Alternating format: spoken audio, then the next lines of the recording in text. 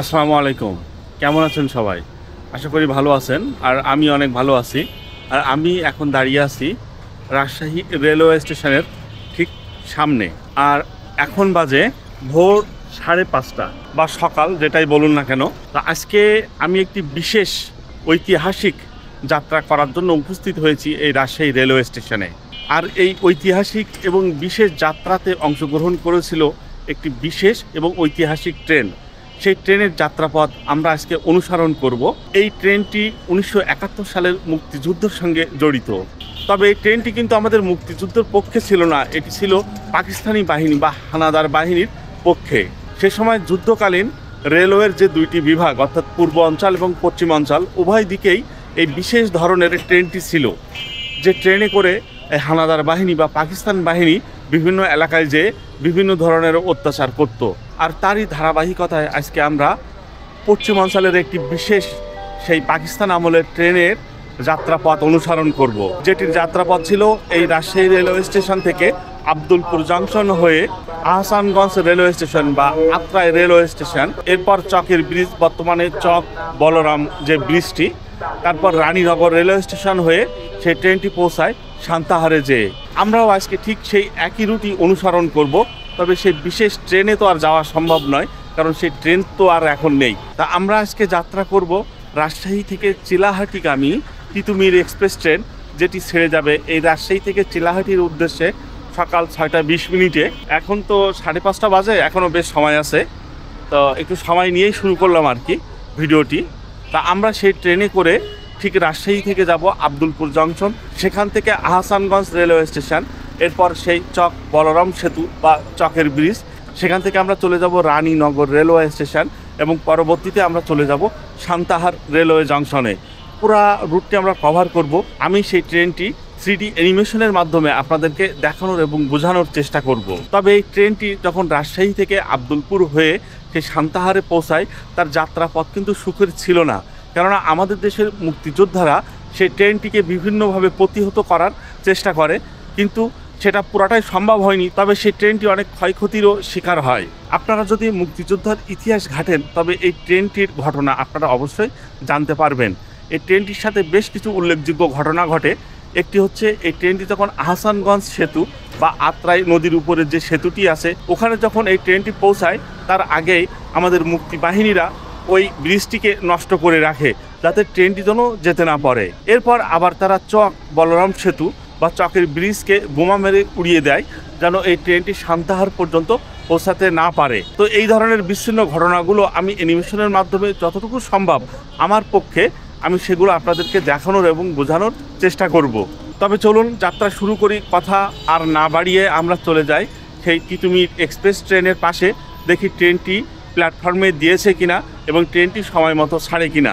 তবে এখানে আমি বলে রাখি, এই ধরনের ঘটনা সামনে আমি আরও নিয়ে আসব, যেগুলো বর্তমানে হয়তো দেখানো সম্ভব না। আমি 3D অ্যানিমেশন করে আপনাদেরকে দেখানোর বা বোঝানোর চেষ্টা করব। তবে আজকের এই যাত্রাপথ বা আজকের এই ট্রিপ শুধুই যে ঐতিহাসিক বিষয় নিয়ে থাকবে তা কিন্তু না। আমরা ট্রেন ভ্রমণ করব। ট্রেন ভ্রমণকালে ট্রেন ভ্রমণকে আমরা উপভোগ করার চেষ্টা করব এবং দেখার চেষ্টা করব আশেপাশে আরও কোনো সৌন্দর্য আছে কিনা। সব মিলে আজকে একটি ঐতিহাসিক এবং ভ্রমণমূলক ট্রিপ হতে যাচ্ছে। আপনারা আমাদের সঙ্গে থাকুন, দেখতে থাকুন সাদাত ট্রিপ। আমরা প্রবেশ করলাম রাজশাহী রেলওয়ে স্টেশনের ভিতরে। এইগুলো হচ্ছে টিকিট কাউন্টার, যেগুলো দেখা যাচ্ছে। আর এই সাইডে কিছু ফাস্টফুডের দোকান আছে।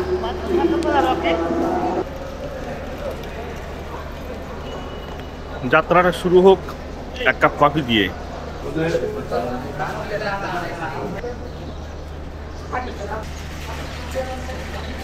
তিতুমির এক্সপ্রেস দেওয়া হয়েছে 3 নম্বর প্ল্যাটফর্মে। এই যে সাদা কোচ দিয়ে চলছে, অর্থাৎ চাইনিজ কোচ। এগুলো তিতুমিরের লোগো 63, 33, 63 দেয়া আর কি। ভোরের আলো বা সকালের আলো একটু একটু করে ফুটছে, চারিদিকটা অনেক পরিষ্কার হয়ে গেছে।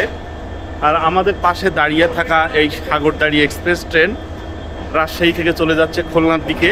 তো আজকে যাত্রা শুরু করার আগে এটাই বলি, আজকের এই প্রচেষ্টা এবং পরিশ্রম যদি আপনাদের ভালো লেগে থাকে তাহলে অবশ্যই আমার চ্যানেলটি সাবস্ক্রাইব করবেন, ফেসবুক থেকে দেখলে ফলো করবেন, লাইক, কমেন্টস এবং শেয়ার করবেন। তো চলুন তাহলে যাত্রা করি সেই ঐতিহাসিক রুটে, ঐতিহাসিক ট্রেনকে অনুসরণ করে তিতুমির এক্সপ্রেস ট্রেনে।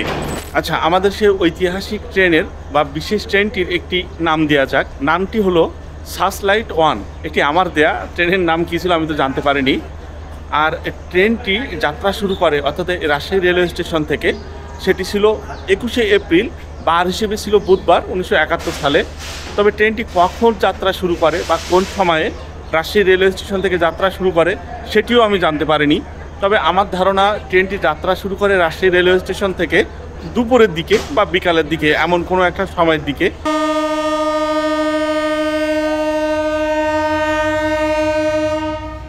ট্রেনের লম্বা হুইসেল, আর এই যে ট্রেন যাত্রা শুরু করবে, এখনো টানা শুরু করেনি। এই যে স্টার্ট হয়ে গেল, আমরা উঠে পড়ি দেখি। তো রাজশাহী রেলওয়ে স্টেশন থেকে আমরা এখন যাত্রা শুরু করলাম। ধরুন আমাদের সঙ্গেই সেই সার্চলাইট 1 সেও যাত্রা শুরু করলো, যাত্রাপথ তো একই।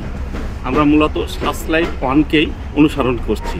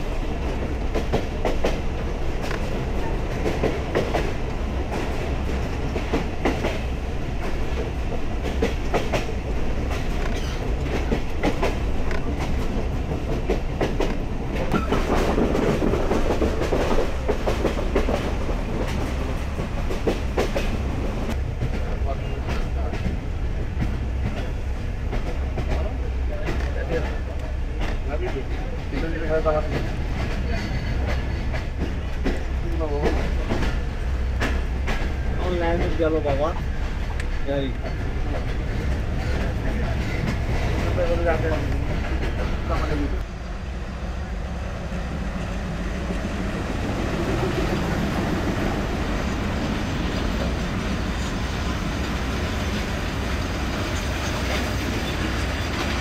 যাত্রাপথে আমাদের খুব গুরুত্বপূর্ণ একটি জায়গায় আমরা যাত্রা বিরতি দিয়েছি, সেটি হচ্ছে আব্দুলপুর জংশন।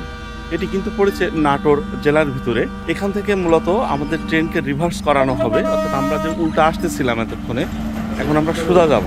ঠিক সেইভাবে আমাদের সেই বিশেষ ঐতিহাসিক ট্রেনটি সার্চলাইট 1 সেও কিন্তু এখানে এসে রিভার্স হয় এবং সে এখানে বেশ কিছু সময় অপেক্ষা করে এবং আশেপাশের বিভিন্ন জায়গায় ওই ট্রেন থেকে সৈন্যরা নেমে বা ওই পাক হানাদার বাহিনীরা নেমে বিভিন্ন ধরনের অত্যাচার এই এলাকায় করতে থাকে নিষ্ঠুরভাবে।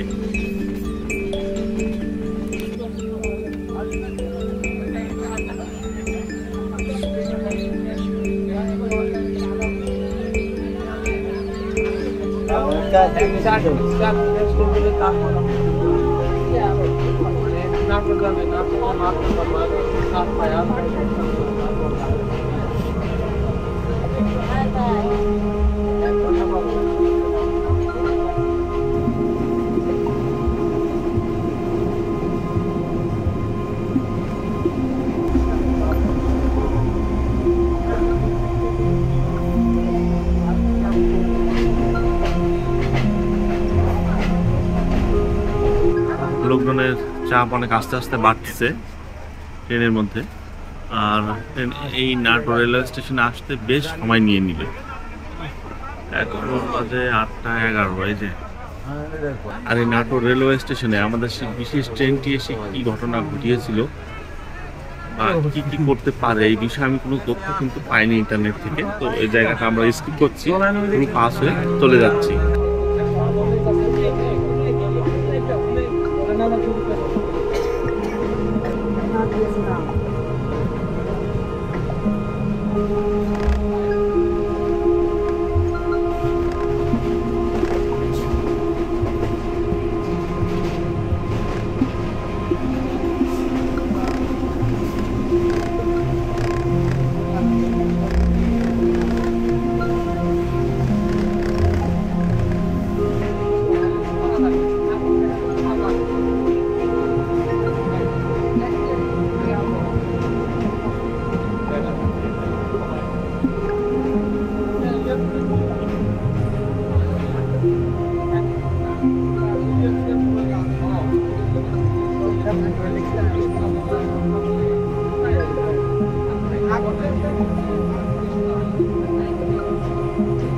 আমরা নেমে পড়লাম এই আহসানগঞ্জ রেলওয়ে স্টেশনে। সান্তাহ যাব একটু পরেই।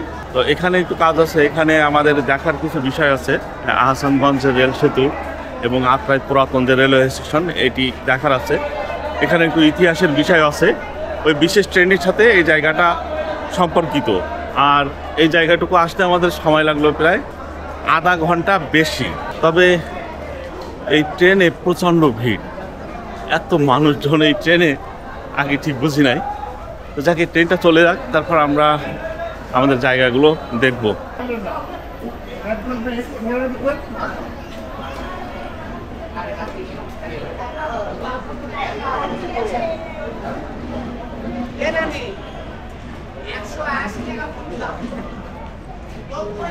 একুশে এপ্রিল বুধবার বিশেষ ট্রেনটি আত্রাই স্টেশনের পাশে আত্রাই নদীর তীরে এসে থেমে যায়, কেননা মুক্তি বাহিনীরা আত্রাই রেল ব্রিজটি নষ্ট করে রাখে, যেন কোনো ট্রেন নদী পার না হতে পারে।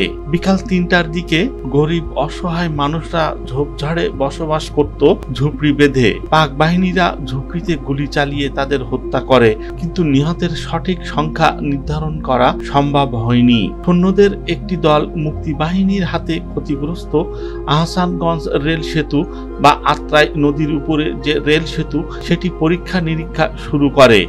অপর একটি দল নিকটবর্তী সাহেবগঞ্জ বাজারে গিয়ে আগুন ধরিয়ে দেয়। জনশূন্য ছিল সাহেবগঞ্জ বাজার, তবে হতাহতের কোনো খবরও এখানে পাওয়া যায়নি। পাক সেনারা ট্রেনেই রাত কাটিয়ে 22শে এপ্রিল বৃহস্পতিবার সকালে ট্রেনে করে রানীনগর রেলওয়ে স্টেশনের দিকে চলে যেতে থাকে।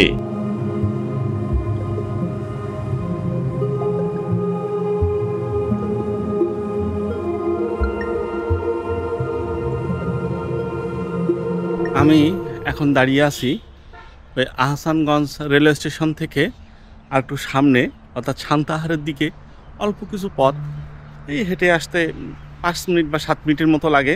সে আত্রাই রেলওয়ে স্টেশন। এখন তো এই আত্রাই রেলওয়ে স্টেশনের কর্মকাণ্ড আর নেই, কাজকাম সব প্রায় ক্লোজ করা হয়ে গেছে। এখন ওই আহসানগঞ্জ রেলওয়ে স্টেশনই চালু আছে, ওখানে ট্রেন থামে। আর এখানে দেখাচ্ছে আত্রাই রেলওয়ে স্টেশন 1927 সালে প্রতিষ্ঠিত করা হয়েছিল।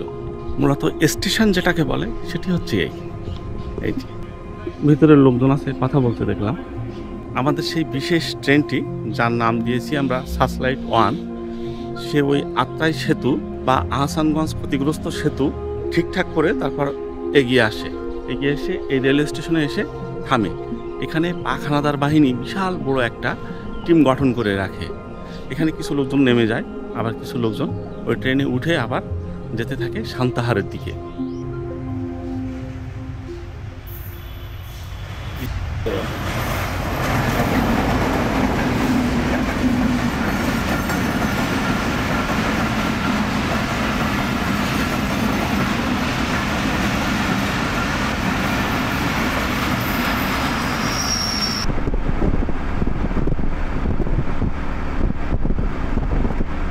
আমরা এখন একটা এই লোকাল যানবাহন এই সিএনজিতে করে যাচ্ছি চকের ব্রিজ বা চক বলরাম বলে যে জায়গাটিকে।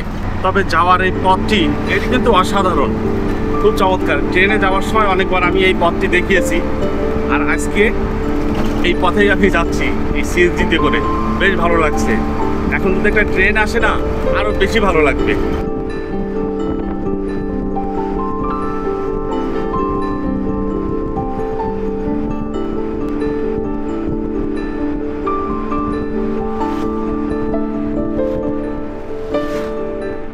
আমি এখন দাঁড়িয়ে আছি আমাদের আজকের এই ভিডিওর প্রধান যে আকর্ষণ, সেই চকের ব্রিজ বা চক বলরাম সেতু বা ঐতিহাসিক চকের ব্রিজ, যেটাই বলা হোক না কেন, ঠিক সেটির পাশে এই যে ব্রিজটা। মূলত ওখান থেকে শুরু করে এই পর্যন্ত, এটার এখানে পিলার দেখা যাচ্ছে 1 2 3 4 5 6 7 8।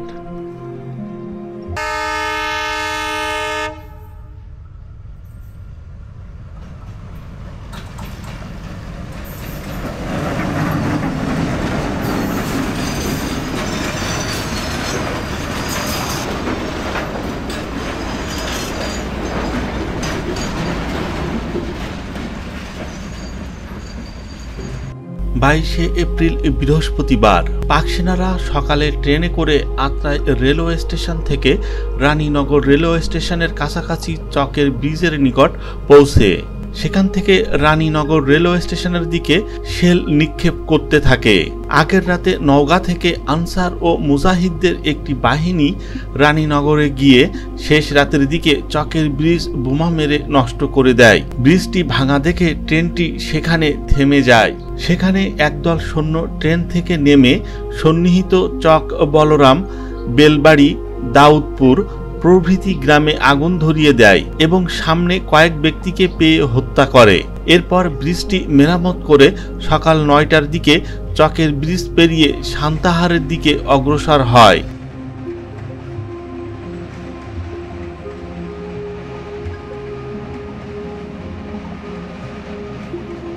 আমি এখন চলে আসছি চক বলরাম বটতলা সেখানটাতে। আর আমাদের সেই ব্রিজটা হচ্ছে ওই যে চকের ব্রিজ। এই হচ্ছে বটগাছ আর এই হচ্ছে তার বটতলা। গাছের গুড়িটা মানে গোড়াটা এই দিকটায়, আমরা এদিকে একটু যাই। গাছের গোড়াটা বেশ পাকা করে রাখা। উপজেলা পরিষদ রানীনগর, নওগাঁ। চক বলরামপুর চকের ব্রিজের রাস্তায়। আচ্ছা, বিশাল বটগাছ এটা। কিছু অংশ ভেঙেও পড়ছে ওদিকে। মূলত বিকাল হলে এখানে বেশ মানুষজন আসে, বটগাছের নিচে একটু সময় কাটায়, মানে একটু বিনোদন আর কি। চকের ব্রিজটাও থাকলো আর এখানেও একটু বিনোদনের ব্যবস্থা হলো। চকের ব্রিজ যেটা, এখান থেকে কিন্তু অনেক বড় সড়ো এবং ভয়ঙ্কর লাগছে দেখতে। আমার কাছে বেশ বড় সড়ো মনে হচ্ছে এখান থেকে। এবার একটি লোকাল অটো ধরে আমরা যাচ্ছি রানীনগর রেলওয়ে স্টেশনের ওখানে।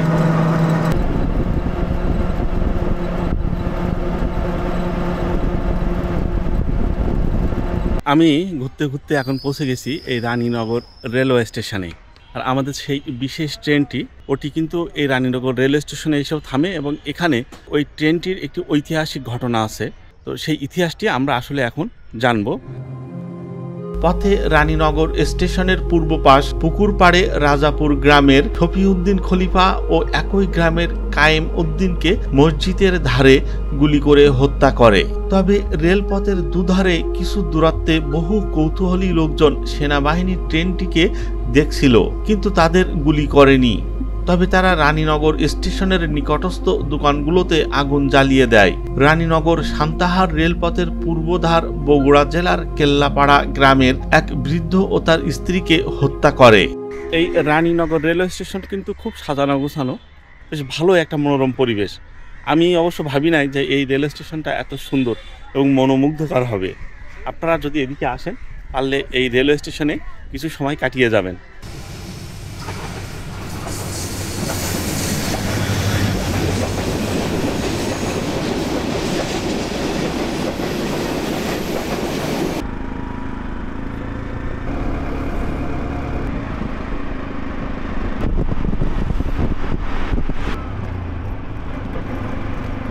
চারিদিকে ঘুরে ফিরে অবশেষে আমরা এসে পড়েছি আমাদের সর্বশেষ গন্তব্য, আমাদের সেই বিশেষ ট্রেনের, ঐতিহাসিক ট্রেন এবং সার্চলাইট 1 যে ট্রেন, সেটির সর্বশেষ গন্তব্য এই সান্তাহার জংশনে। এখান থেকে মূলত এই ট্রেন থেকে দুইটা দল ভাগ হয়ে যায়। একটি দল ট্রেনের সঙ্গে এই সান্তাহার জংশনে অবস্থান করে এবং অপর একটি দল এই নওগাঁর দিকে চলে যায়। সেখানে যেয়ে তারা নৃশংসভাবে বিভিন্ন ধরনের অত্যাচার করতে থাকে, হত্যাযজ্ঞ, বিভিন্ন ঘরবাড়িতে আগুন দেওয়ার কাজ করতে থাকে।